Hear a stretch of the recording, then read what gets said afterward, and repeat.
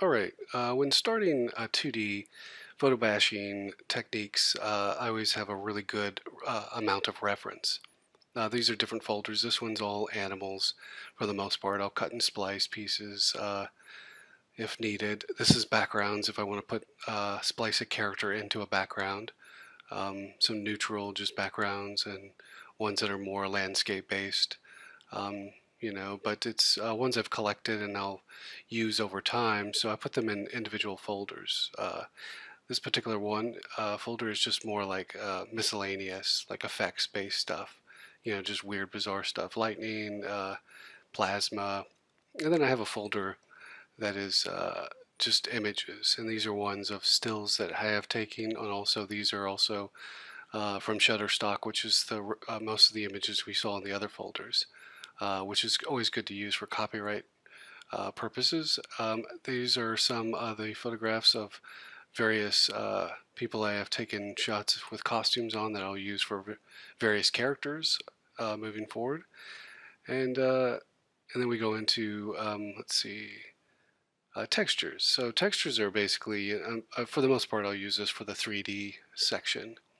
And then we have kind of some selects that I put together for one of the concepts that I'll be working on. I think we're going to be working with this guy here. He's kind of moody. I just want to kind of make him into some kind of a beast, some kind of a creature.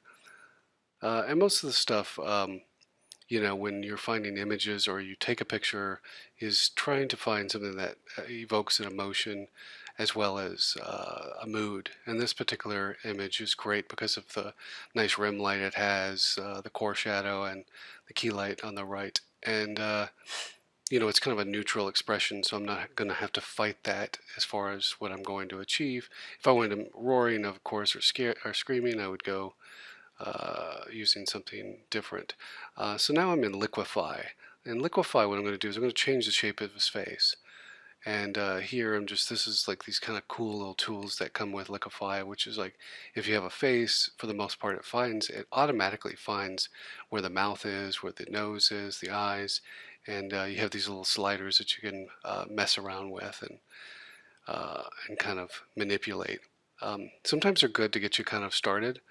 If there's, like sometimes separating the eyes, because a lot of what we're going to be doing is making this character into some kind of mutated animal creature. Like he's almost basically was some weird science experiment that went wrong, and also kind of make him kind of a hard ass character too. Where he's got like a probably end up putting scars and all kinds of stuff. So what I'm doing here is I'm just liquefying and actually making his face look a bit droopy, adding a lot of asymmetry to it, just so that I can allow for this to look like he's, not so perfect, not so symmetrical.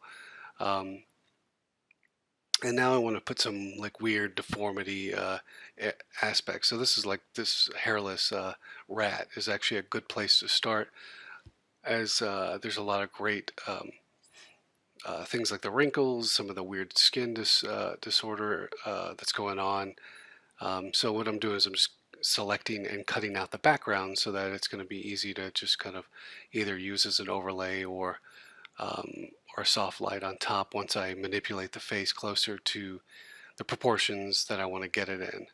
So I may use part of the eyes, try to line up. And usually when I'm finding photographs, I end up selecting an area of the face that I want to use. Like the eyes are a good place to kind of just start manipulating and getting into the same location as the character underneath. Even if I don't use it, it's like at least it's a place where I can start seeing things line up. So here I'm just pushing and pulling some of the rat flesh around so I can kind of get these weird wrinkles or deformities that's happening. So I select that. I'm just going to kind of desaturate. And sorry, if it's going a little fast. There's a lot to do here, so I'll talk my way through.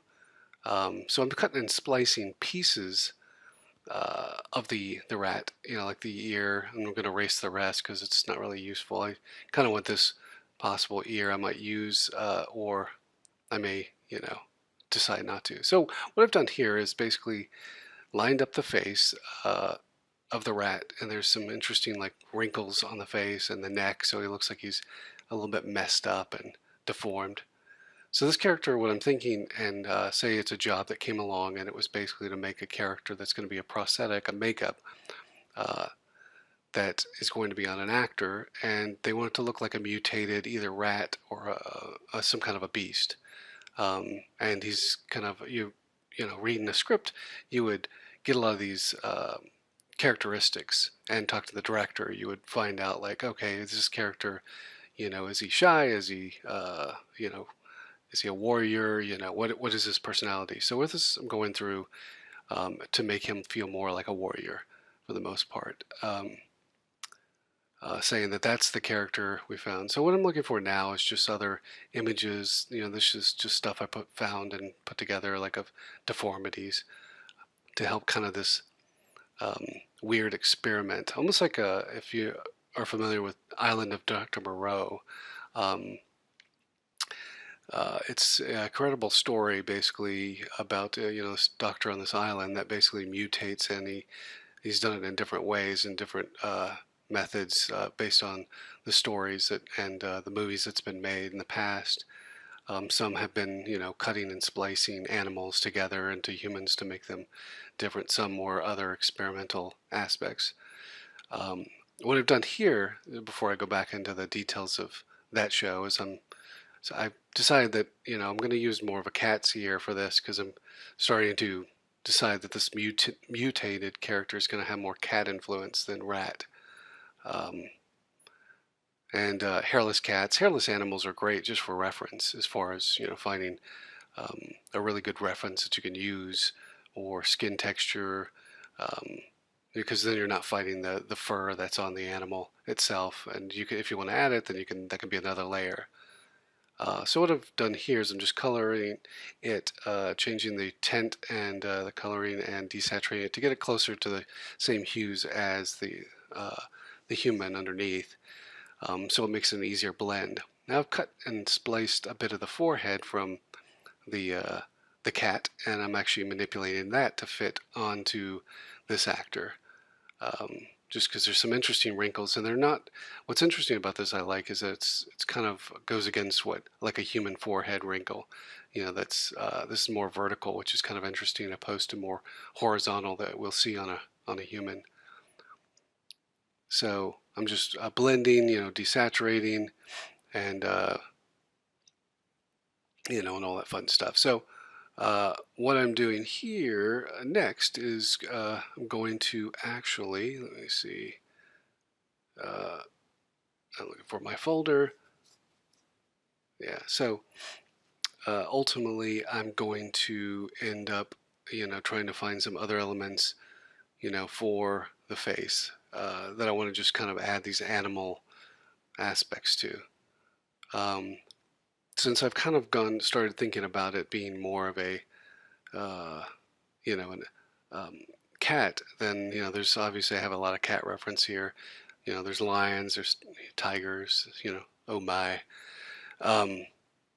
Okay, so what I'm doing here, this is just a way because, again, I want him to feel mutated. So I could go several different directions with this. This is a fossilized piece of wood, but it has this interesting element to like this breakup in it, which is going to allow for some breakups in the skin to make it look like he's slightly diseased. He's, you know, he's not a healthy character. He's gone through a lot. One, he's mutated, probably against his will. May not have been born this way, most likely. And in this process, it's had an effect on him. The other is just, you know, kind of, you know, maybe these are scars from fights he's been in. You know, there's all kinds of things. But what's great is it gives me a little bit of a foundation to start creating these details in the face that will make it look, you know, like he's had a hard life, for one. So by putting a textural element on top like that, it helps guide this organic way of painting, and that's what I'm doing here. So part of what I'm thinking with this, I'm messing around with the eyes a little bit as I'm going. I'm spinning. When I start working in this kind of stuff, you'll notice I'm kind of doing a little bit of everything. I see it, I move on. Like I painted his eye over there on the other side to make it feel more like a blind eye. Just again, he's not in the best shape. Um, and now I'm just going in. I'm manipulating some of the wrinkles around the eye. Maybe he's got these weird holes in his nose. So I'm just experimenting with, like where I want to play with uh, the deformity. And that's kind of opposed to going with creature and animal right off the bat. I'm kind of going this direction first, like, because I'm going to organically, and this is part of this process, it's an explorational aspect, is to find where I'm going with a character. You're starting with the human. I want that humanity to maintain in it, so I don't want to change it too much as I'm going to find like the aspects that are important to me right now, which is the uniqueness of his face being like deformed. So that's kind of where I'm going first with this. As I start to move on, I'll start adding other animal aspects into it, like probably the nose, and may even add fur here and there and stuff. But so as I go through, just kind of finding, lightening and shadowing places to kind of break up, areas like, that maybe there's a scar here on his temple. Like, this one aspect is it could be a scar from an injury that happened, and some of it, this could be a surgical aspect, So there's different ways of thinking about it. If it is, a scar from surgery, then, what would that, would that maybe it kind of wraps around a bit more, the face or the head, almost a Frankenstein type of scenario. So it's important. What I'm doing here is just, to make sure that I'm saving my work too as well. All right, so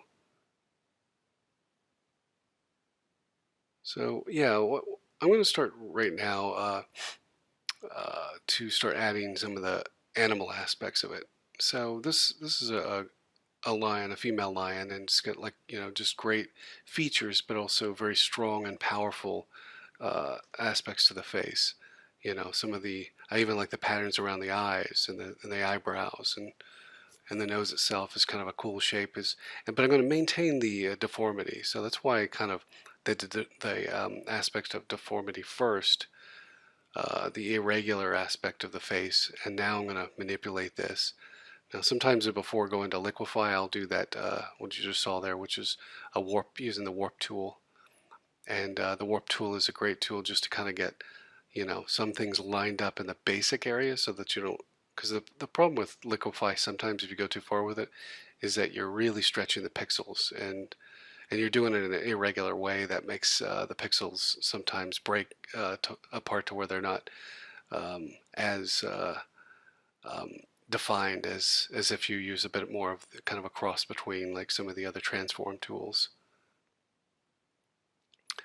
So right now I'm kind of I basically have it on the background layer, which is, and then I'm showing the layer I'm working on, which is actually in front of it, and then this is an opacity. So I go back and forth to see as I'm lining up the eyes, the nose. Even though every time I go back to the cat, it's starting to, the lion at least, it's starting to look a little bit messed up, and I'm only going to use aspects of it.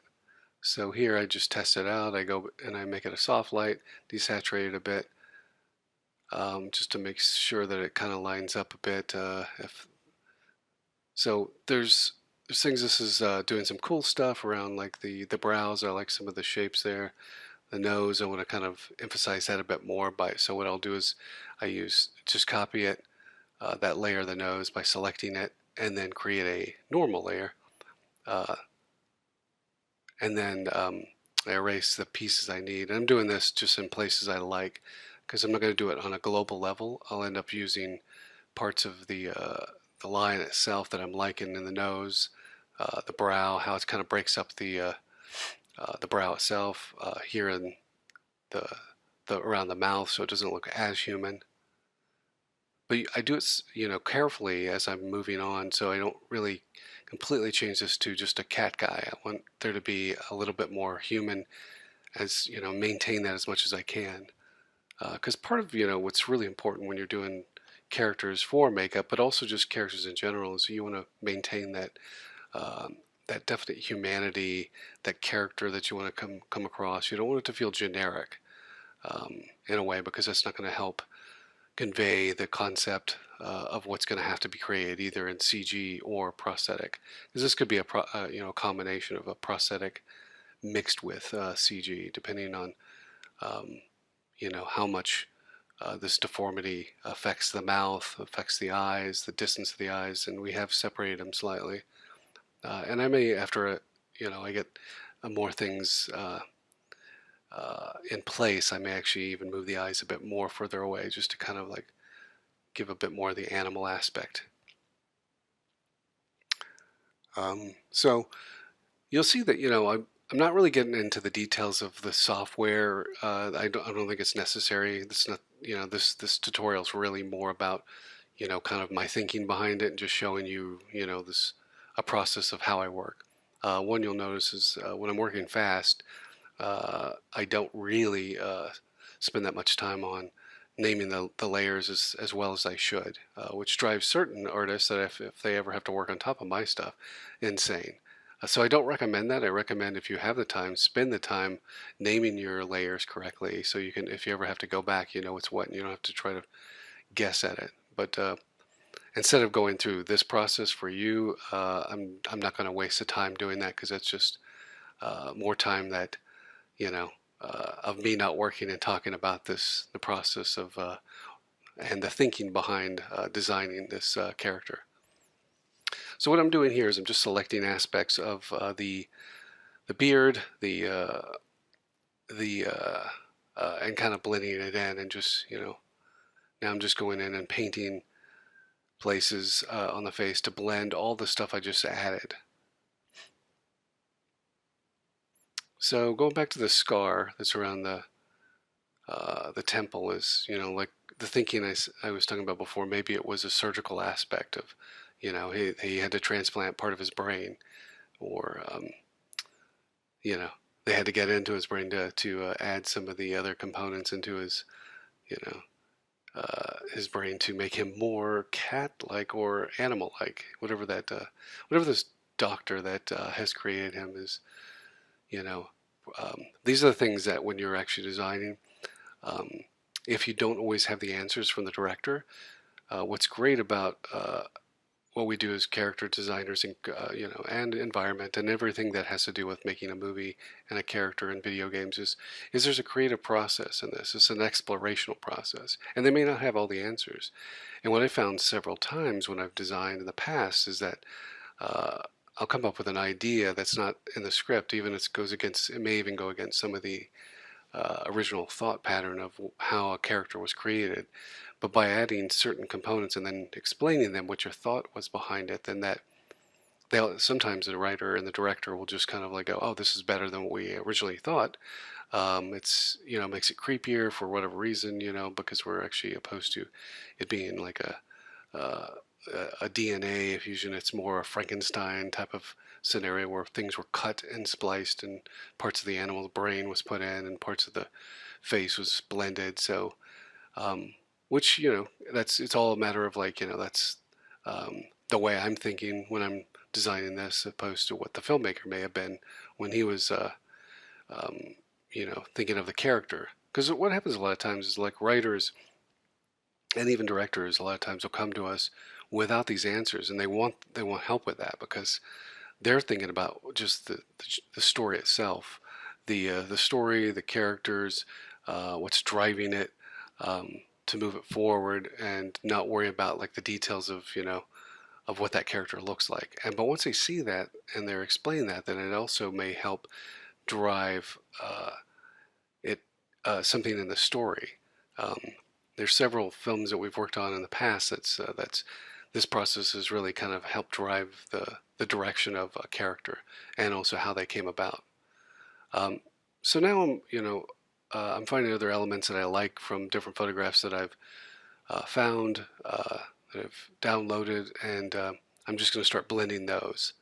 By using a different line, I can kind of utilize some of the other aspects that I didn't see in the other image I was using. Uh, Part of it, I want to create a bit more fur on the side of the face, so it kind of blends into the beard a bit. Even though I really like the idea of him having actually a very strong beard that feels human. I also want some of these elements of the lion itself to be in there on the basically that I couldn't find on the other image. This particular lion has some interesting elements in the cheeks and the brows, so I'm just kind of blending that. And once I found it on the one side, I flipped it over and let's see if there's anything I can use on the nose. The nose felt a little light, so I'm just kind of blending that. There's something interesting about patterns, like if you look at the lion over there, he has kind of a dark nose from the tip to the brow. So trying to blend a little bit of that in there just to kind of help mimic some of these characteristics. Now I took the eye, and instead of putting it through the entire eyeball, it's the lion's eye, I just put it on the iris of the human, scaled it down so that it still maintained his sclera, which is the white part of the eye, which makes him feel a bit more human, for one, and doesn't look like he's just got a big contact in. So now I'm just going in and detailing the nose. Just kind of going in there and kind of changing some of the shape a little bit and adding details of some of the scar tissue that's around it.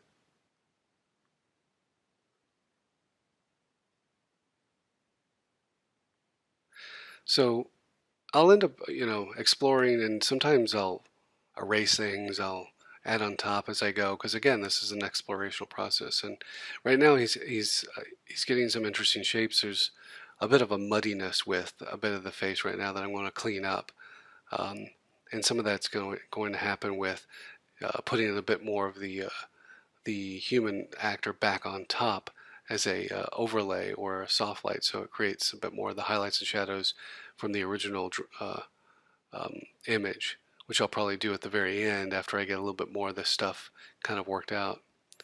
So just going in and kind of breaking up a bit of the ear, so it looks like he's been scarred. It's not a perfect ear that's healthy. He's in every way, this guy is messed up, and that's just kind of part of the thinking. It's like, how far do you go before he becomes a mess? And he's unrecognizable as a face, so you have to be careful that you have fun with this, but then you still want to see the character in there.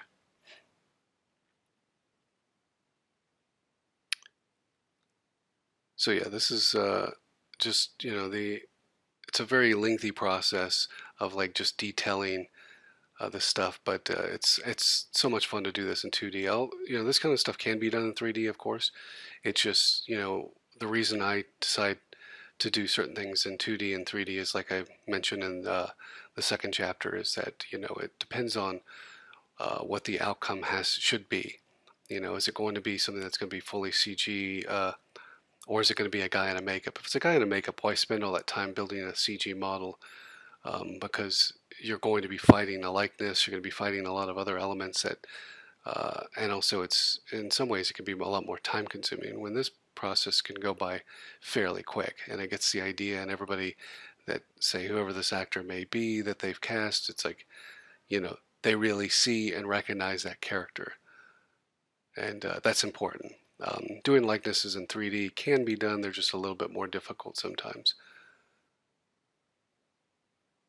So you'll notice that I flipped the image, and I do this periodically. What it does is it tells your brain a lot of times that when you're looking at something, you flip it to see a different perspective, to see things you may not have noticed, because your eye starts to get used to the image if you look at it from one angle through the entire process of designing. I've done this since from clay. When I used to sculpt in clay, I would actually look in a mirror with the clay. I would take different photographs and different lighting, because the brain starts to recognize certain things and doesn't see the things that may be wrong with it all the time. So getting a different perspective always helps. So what I'm doing here is I just added like this is basically just to kind of rough up the image, because I really want this to, it won this by adding these elements that I just did, like it was kind of a textural aspect to it, will help kind of create a bit of a breakup, in the image, so it doesn't look so clean, doesn't look so perfect, and gives it a bit more of a presentation of a piece of art. The other is what it does is it helps blend. By doing that, it's like adding noise to an image. It's blending all the paint from photos and kind of helping that process. So now that I've looked at it for a bit, I've done all this. I've actually took that layer off, or just hid that layer of the texture, and I realized I really want to get more animal in it. Just felt, especially the nose, it's just not enough lion or not enough animal. So I found another image of a lion, and I'm manipulating the nose to fit that to the actor, and may even use like a bit of this, kind of beard down below too, just because there's some kind of interesting elements of like the lip uh, of the lion, as well as the facial hair on the lion as well, and kind of blend that into his beard. But one thing I really wanted to get out of this is I wasn't happy with where the nose was. It felt just like a regular human nose. Um, so what I'm doing here is I'm selecting certain areas, and I just lightened it so it's not too dark, and add it on top of the image below, blending it by painting. And here I'm just selecting like I did before with a nose, but just the beard, so I can kind of add more contrast to it, desaturate it a bit, and just so there's a bit more of that kind of whitish beard, and there's a little, gives a bit more of a distinguished quality, but also kind of gives him that element of a lion, that the animal that he might be mutated from. So I'm just reshaping the nose a bit. Now that I have that, I put a few more scars in the nose too as well, and just kind of warping with paint some of the shapes, so it doesn't, so it kind of blends closer to the shape of the actor's nose underneath that I've created a deformity to.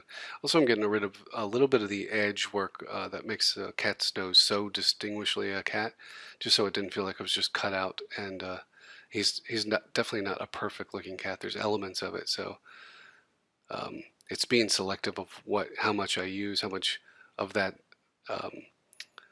photo that I actually use on top of him, and just making sure that as I add all these pieces in, that they seem to blend into the image that I've created here. So no, this is just kind of like a lot of the final kind of detail components I'm putting in, like really shaping out this nose, shaping out like the brow, just seeing the this mutated cat person the way I wanted to see him. So it's really going through and finding elements that don't feel like they're complete or finished, and just tightening that up. There's I mean, it's a lot of fun, and what you'll find, and this is just on every level, when you're designing, you're sculpting, you're writing, what work is never complete. It's when you basically say, okay, I'm actually done. I can continue going and I can polish this forever, but it serves the purpose of my needs right now. Especially with concept art, you have to really think about what its purpose is. It's not a fine art. You're not trying to